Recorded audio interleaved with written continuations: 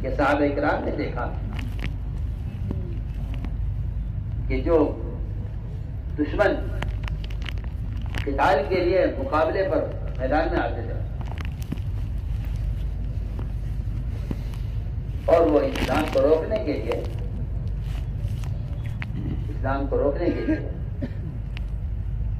یا مسلمان کو اسلام پر چلنے سے روکنے کے لیے یا مسلمان کی جان اور مال کے نقصان کے لیے مقابلے پر آتے تھے، تو یہ ایسے غزوات میں اور جنگوں سے جب فارغ ہو جاتے تھے تو یہ اپنے ہتھیار ایک طرف پہ لٹکا دیا کرتے. عجیب روایت ہے. صحابہ کو اچھا لگا کہ یہ طریقہ بہت اچھا ہے کہ یہ درخت ایک انہوں نے بنایا ہوا ہے، اس درخت پر ہی اپنے ہتھیار لٹکا دیتے ہیں. صحابہ نے آپ سے عرض کیا کہ جس طرح یہ لوگ اپنے ہتھیار درخت پر لٹکا دیتے ہیں جنگ سے فارغ ہونے کے بعد، کیا ہم بھی ایسا کر لیں؟ صحابہ کرام نے آپ صلی اللہ علیہ وسلم سے اس کی اجازت طلب کی، کیا ہم بھی ایسا کر لیں؟ میری بات بہت کچھ ذہن میں رکھنا ہے. ایک وقتی ضرورت ہتھیار درخت پر لٹکانے کی، صحابہ نے آپ سے سوال کیا کیا اس سے ہم اسی طرح ہم بھی کر لیں؟ آپ کا جواب سنیے. آپ نے کیا فرمایا جواب میں؟ آپ نے فرمایا جواب میں کہ تمہارا مجھ سے درخت پر ہتھیار لٹکانے کا مطالبہ کرنا اور اس میں تمہارا ان لوگوں کے طریقے کو اچھا سمجھ کر اختیار کرنا، یہ بالکل تمہارا مطالبہ ایسا ہے کہ جب بنی اسرائیل بحر قلزم سے پار ہو کر نکلے، وہاں سے گزرتے ہوئے انہوں نے ایک جگہ دیکھا کہ کچھ لوگ ایک بت کی پوجا کر رہے تھے، تو بنی اسرائیل نے پوجا ہوتے ہوئے دیکھ کر یہ کہا تھا موسیٰ علیہ السلام سے اجعل لنا الہا کما لہم آلہہ، کہ ہمارے لیے بھی ایک ایسا معبود ہو جاتا، ہم بھی جس طرح یہ پوجا کر رہے ہیں اس طرح پوجا کرنا چاہتے ہیں. آپ نے یہ بیان کیا صحابہ اکرام سے یہ پوچھنے پر کہ کیا ہم بھی ایک درخت پہ ہتھیار لٹکا دیا کریں، اس طرح لٹکا دیا. اب میری بات پر توجہ دے، میں کچھ کہہ رہا ہوں.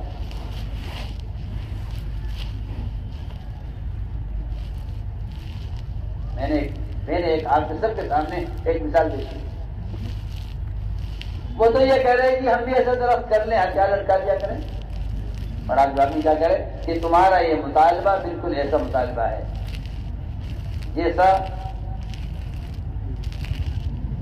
بنی اسرائیل نے موسیٰ علیہ السلام سے ایک بت کی پوجا ہوتے ہوئے دیکھ کر کہا تھا کہ ہمارے لیے بھی ایک بت ہونا چاہیے پوجا کرنے کے لیے.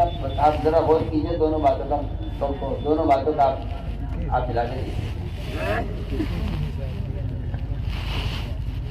کہاں بت پرستی ہے، کہاں ایک درجہ ہتھیار لٹکانے کی بات ہے. اتنا دور رکھا آپ صلی اللہ علیہ وسلم نے اپنے صحابہ کو غیروں کے معاشرے سے. یہ تو میں کہتا ہوں ایک ضرورت ہے، اس سے آگے چلیے. آپ عبادت، روزہ جیسی عبادت،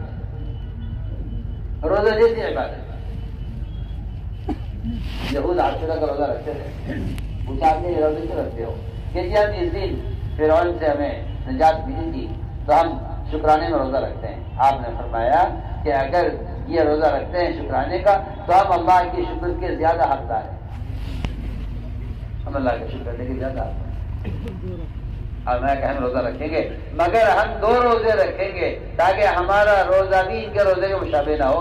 آپ اس سے فیصلہ کیجئے کہ جب غیروں کے روزے کے طریقے میں ان کی مخالفت کا حکم ہے تو پھر غیروں کے لباس میں، غیروں کی شکل میں، غیروں کے کھانے میں، غیروں کے کمانے میں، غیروں کی شادیوں میں، غیروں کے طور طریقوں میں اور مسلمان میں کتنا فرق ہونا چاہیے. اس سے فیصلہ کیجیے. آپ کو شیطان نے دھوکہ دیا ہے، اور وہ یہ دھوکہ دیا ہے کہ ایمان دل کی جگہ ہے. ظاہر تو نہیں دیکھنا چاہیے کہ ظاہر میں آدمی کہتا ہے.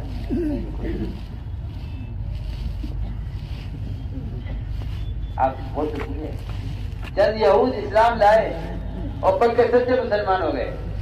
آپ کو ایمان لے آئے، آپ کو رسول مان لیا، اور سارے کام اسلام کے طریقے پر. نماز، روزہ، حج، زکات، ذکر، تلاوت، عبادت، تجارت، سب کچھ ہاتھ سے برابر آیا. انہیں خیال ہی آیا کہ ہم تو قرآن پڑھتے ہی ہیں اور قرآن پر ہی عمل کرتے ہیں. ہماری ایک کتاب تھی توریت، ہمارے نبی موسیٰ علیہ السلام نے، اس میں کوئی شک نہیں کہ توریت پر ایمان لانا فرض ہے میرا آپ میں. لیکن یہود نے اسلام لے آئے تھے، مسلمان ہونے کے بعد آپ نے اجازت طلب کی کہ رسول اللہ کیا اجازت دیں گے آپ ہمیں کہ ہم کبھی کبھی توریت پڑھ لیا کریں. ادھر انہوں نے توریت پڑھنے کی اجازت طلب کی. اللہ نے قرآن میں حکم نازل فرمایا اور قرآن میں ان کو ڈانٹ پلائی اور قرآن نے ان سے کہا ادخلوا فی السلم کافہ، اسلام میں پورے داخل ہو جاؤ. یعنی اگر تم قرآن کے ساتھ توریت پڑھنا چاہتے ہو تو تم اسلام میں پورے داخل نہیں ہو.